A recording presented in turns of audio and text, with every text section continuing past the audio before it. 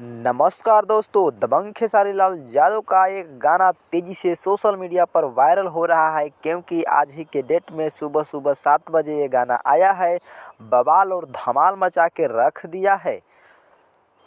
प्रेम की पुजारन मूवी का गाना आया है तो एकदम बवाल और तहलका मचा रहा है। बिंदिया ब्लैक दिल हैक करता गाना के नाम है।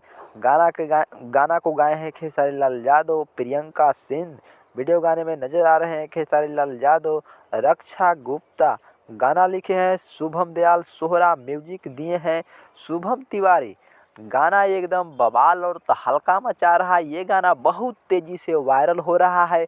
आते ही बवाल और धमाल मचाएगा। हमको तो लग रहा है कि ये गाना ट्रेंडिंग में जाएगा क्योंकि व्यूज को देखकर ऐसा लग रहा है कि ये गाना ट्रेंडिंग में जा सकता है। तो अगर आप अभी इस गाना को नहीं देखे हो तो जा कर के देखिएगा। एकदम बवाल और ख़तरनाक गाना है। तो अगर ये गाना को देखना है तो चले जाइए कैप्टन वॉच हिट भोजपुरी के यूट्यूब चैनल पर, वहीं से गर्दा और बवाल मचा रहा है। तो वीडियो पसंद आया तो चैनल को सब्सक्राइब करें।